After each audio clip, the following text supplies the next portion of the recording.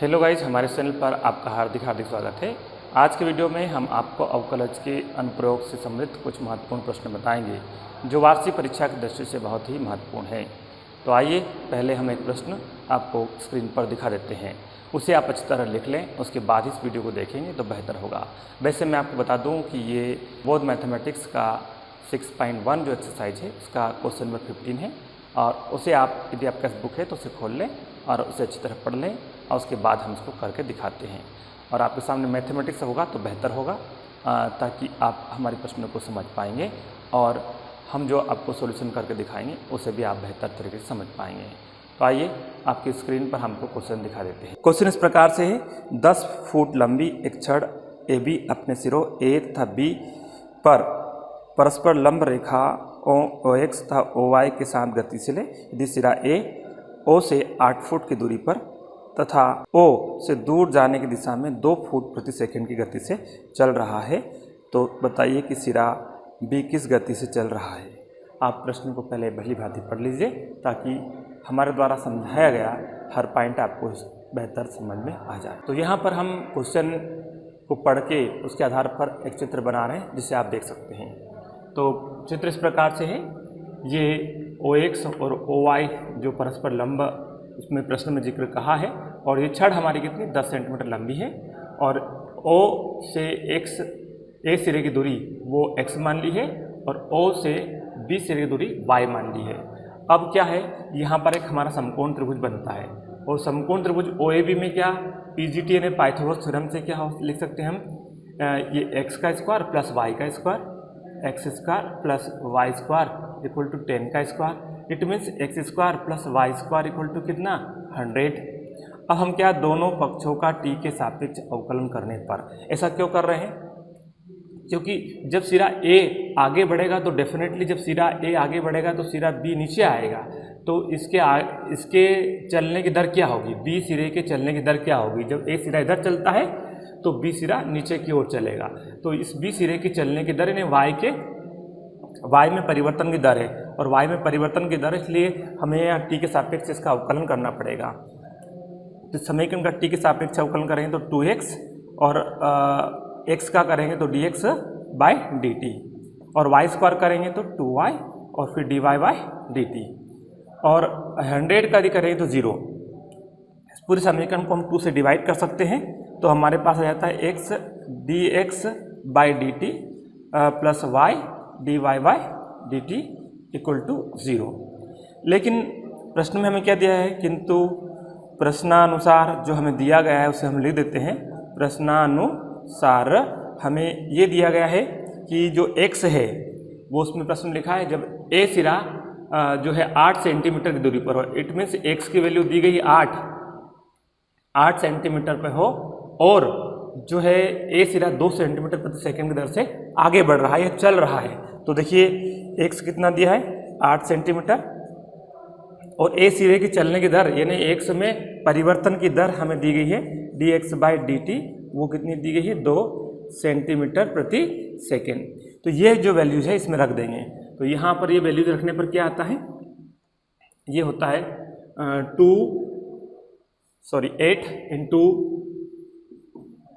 dx by dt की value है वो 8 into 2 plus y and dy by dt equal to 0, और यहाँ से ये कितना आ जाएगा 16 धन y dy by dt equal to 0, यानी कि y dy by dt equal to -16।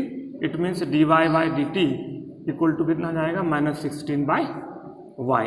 This is equation number second. यहाँ फर्स्ट ही सेकेंड की जरूरत नहीं है, ये हो गया इक्वेशन नंबर फर्स्ट। अब इसके बाद देखिए इसको सेकेंड दे देंगे तो बेहतर होगा, क्योंकि इसका भी हम उपयोग कर लेंगे, इसी समीकरण नंबर 1 दे देंगे। अब आइए हमें दिया गया है कि जब x 8 है उस समय y कितना होगा, तो हमें x बराबर 8 था उस समय y की जरूरत पड़ेगी, क्योंकि यहाँ पर ये y में परिवर्तन की दर के लिए हमें y की आवश्यकता है, और y को निकालने के लिए हमें इस समीकरण से आप देखिए y को निकालने के लिए पहले क्या पता होना चाहिए, x पता होना चाहिए, और x पता है कितना है 8 सेंटीमीटर। तो समीकरण 1 में x बराबर 8 रखने पर हम क्या पाते हैं, ये x square plus y square equal to 100 है, तो एक्स के स्थान पे 8 लिख दिया, 8 का वर्ग मीन्स क्या लिख दूँ मैं, सीधा 64 लिख दूँ, 64 धन वाई स्क्वायर बराबर 100।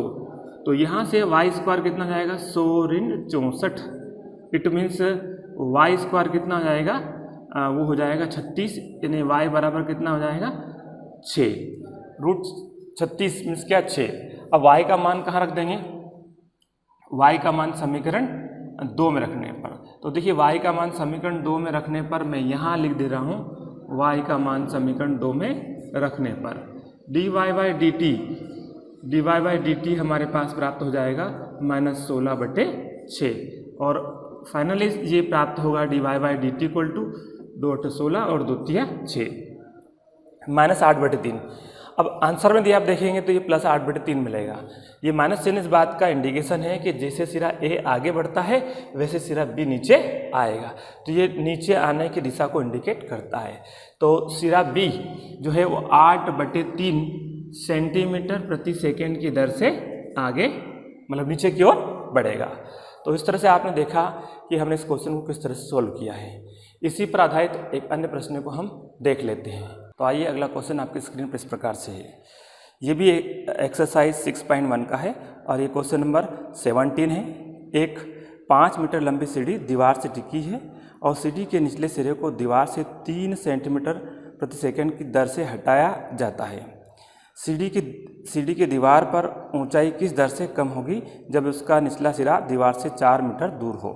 तो आप प्रश्न को पुनः अच्छे ध्यान से पढ़ लीजिए और चलिए इसके लिए भी चित्र वैसा ही बनेगा जैसा कि पिछले प्रश्न में हमने हल किया था, उस समय जो बना था वही चित्र यहाँ पर बनेगा। तो देखिए यहाँ पर हमने ये सीढ़ी बना दी है, ये कितनी सेंटीमीटर है, 5 सेंटीमीटर लंबी सीढ़ी है और उसका निचला सिरा यहाँ बिंदु ए पर है और ऊपरी सिरा बिंदु बी पर है। अब सिरे ए को बढ़ाया जा रहा है, सिरे ए को आगे बढ़ाया जा रहा है और वो किस दर से बढ़ाया जा रहा है, 3 सेंटीमीटर प्रति सेकेंड की दर से बढ़ाया जा रहा है। इट मीन्स एक्स में परिवर्तन की दर दी गई है, dx बाई डी टी कितना दिया, 3 दिया है, ये आपको ध्यान रखना है। तो जिस समय x बराबर 4 हो जाएगा, x बराबर 4 हो जाएगा उस समय b के नीचे आने की दर क्या होगी, ये हमसे पूछा गया है। तो पुनः यहाँ पर हम क्या लिख देंगे, एज इट इज क्वेश्चन है, पिछले क्वेश्चन जैसा ही है। आपको हम ये प्रश्न हल करके दिखा रहे हैं, इसमें आप और भी बेहतर लिख सकते हैं, हल इसका यही होगा, लेकिन इसकी जो आप किस तरह से को डेकोरेट कर सकते हैं, किस प्रकार से व्यवस्थित लिख सकते हैं, ये आप पर डिपेंड करता है। देखिए बेसिक बात हमारा उद्देश्य है आपको हमारी बात समझ में आ जाए। हमारे पास इतना स्पेस नहीं होता है कि हम आपको पूरी चीज़ हर चीज़ यहाँ पे दिखा सके। प्रश्न यहाँ पे मैं लिखूँगा तो मेरे पास इतना स्पेस नहीं, फिर हल कहाँ करूँगा, इसलिए मैंने प्रश्न नहीं लिखा है, लेकिन स्क्रीन पे आपको ज़रूर दिखाया है। तो देखिए x square plus y square equal to कितना है, 5 का स्क्वायर हो जाएगा और x square plus y square equal to कितना हो जाएगा, 25 हो जाएगा। इसी समीकरण नंबर 1 दे दिया है। अब क्या है, टी के सापेक्ष दोनों पक्षों का अवकलन करने पर तो 2x dx by D T और 2y dy by D T equal to 0। 2 से डिवाइड हो जाएगा तो पुनः वही आएगा x dx by D T plus y dy by D T equal to 0।